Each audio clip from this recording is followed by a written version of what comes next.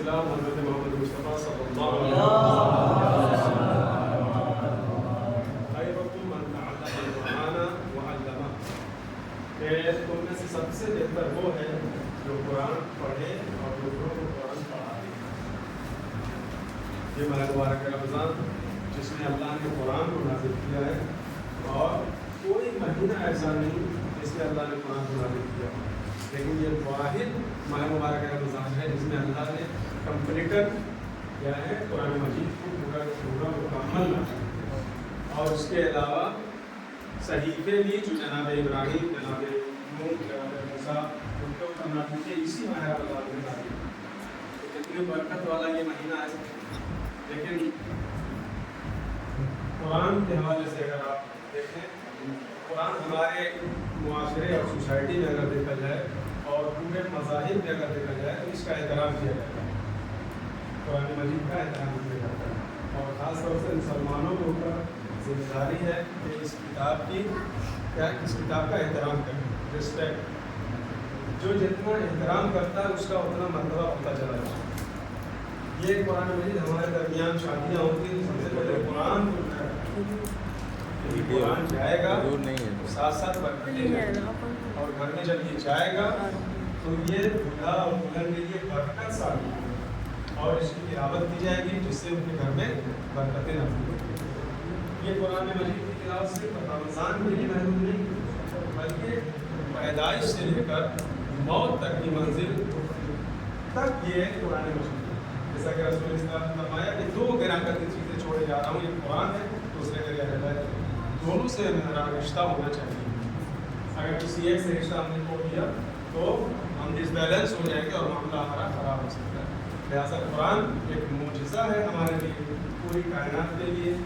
और जिस तरीके से हम और आप कुरान का एहतराम करते हैं कि नीचे ना रहे, कोई किताब उसके ऊपर न रहे, हत्ता कि इतना एहतराम है हमारे दरमियान कि अगर पाँव उसकी तरफ होता है तो हम उस कुरान को ऊपर रखते हैं ताकि पाँव उसकी तरफ ना पड़े, और अगर पाँव भी इसकी तरफ हो रहा है तो हम उससे बुलंदी पर उसको रख देंगे कुरान में, ताकि वो पैर का रब्त न हो। और हत्ता कि उससे भी बुलंद कर देते हैं, एक आँख से उठाकर और बुलंदी पर कर दिया जाए ताकि बेहुरमती इस कुरान की न हो।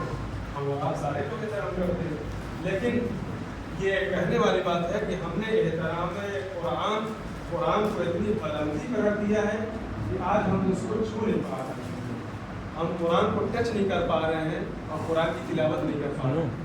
तो एहतराम में कुरान को इतना बुलंदी पर ना रख दिया जाए कुरान से, और हमारा विषय इतना दूर हो जाए कि हम कुरान की तिलावत न कर सकें। क्योंकि कुरान एक ऐसा मुद्दा है, हर इंसान अपने घर में क्या करता है, लाइट का इंतज़ाम करता है ताकि रोशनी रहे, और करना भी चाहिए। तो जब तक रोशनी होती है तब तक हर काम आसान हो जाता है, लेकिन जैसे ही अंधेरा होता है सारे काम बिगड़ने लगते हैं। लेकिन कुरान एक ऐसा मुझसा है कि आपके घर में चाहे जितना उजाला हो, अगर कुरान की तिलावत का उजाला नहीं है तो यकीन जानिए कि रोशनी होते हुए भी आपके घर में अंधेरा है। लिहाजा कुरान की तिलावत हमें ज़रूर करना चाहिए, क्योंकि रसूल ने फरमा दिया कि कुरान और अहल बैत के साथ हैं, तो हम अहल बैत के अगर साथ हैं तो हमें कुरान के साथ होना चाहिए। माह मुबारक रमज़ान बरकतों का महीना है, हमें इससे जुड़े रहना चाहिए। चूँकि इंसान मरता है तो सबसे पहले तिलावत कुरान की जाती है, कब्र में तिलावत कुरान की जाती है, उसको सुनाया जाता है, उसको पढ़ाया जाता है। हम यहाँ पढ़ें ना पढ़ें, लेकिन कब्र की मंजिल में हमें जो है हिलाया जाता है, इसका सुन और इसका मतलब ये है कि हम चाहे इससे रुगरदानी न कर लें, लेकिन हमारी मरने के बाद हमारी नमाज भी पढ़ाई जाती है, हमारे लिए कुरान भी पढ़ाया जाता है। लिहाजा हम कुरान से दूर न रहें, और कुरान जो है हमारे लिए रहमत बनकर आया है, सहमत बनकर आया है। लिहाजा ये बारगाह दुआ करते हैं, ये बरकत का महीना हमें जितना हो सके हम इसे दिल से लगाए रहें, और यही निजात का जरिया है। हम इमाम ज़माना सल्लल्लाहु अलैहि वसल्लम शरीफ की खिदमत में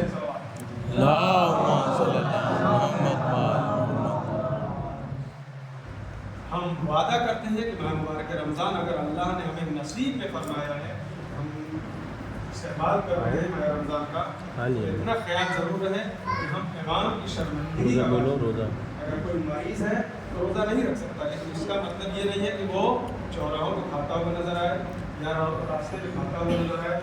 یہ کھاتا ہوا جو نظر آ رہا ہے یہ دین کی بے حرمتی کر رہا ہے، اللہ کی بے حرمتی کر رہا ہے، رسول اللہ کی بے حرمتی کر رہا ہے، اور اس کے لیے شریعت نے 25 کوڑے رکھے ہیں تو اس کو مارا جائے۔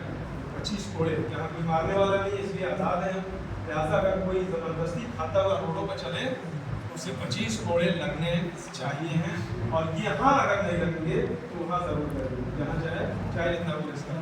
اور یہ مریض کے لیے نہیں ہے، جو اگر جان بوجھ کے اگر کھاتا ہوا نظر آئے تو 25 کا دگنا ہو جائے گا اس کا۔ لہٰذا ہمیں روزہ رکھنا چاہیے، اور اگر نہیں رکھ سکتے ہیں تو ہمیں گھر میں کے اندر ہمیں کھانا تناول کرنا چاہیے، اگر مریض ہے باہر نہیں دکھانا چاہیے۔ لہٰذا یہ باتیں ضروری تھی، اس لیے ہم نے آپ کے درمیان شیئر کر دی، اور اس کے اوپر عمل کرنا آپ کا کام ہے اور ریلیشن بنانا آپ کا کام ہے۔ آئیے بارگاہ الہی میں دعا کرتے ہیں، آپ ہم سب کو سچا مطیع فرمانبردار امام زمانہ کا ساتھی ہو، ناصر و اعوان میں شمار فرما۔ الہی آمین، خطائیں غلطیاں ہو گئی اسے معاف فرما۔ الہی آمین، مجھے بادشاہ محمد والا محمد کا ہمارے وقت کے بعد میں ضرور متعلق الہی آمین، ہم سب کو مجھے امان و فرما۔ الہی آمین۔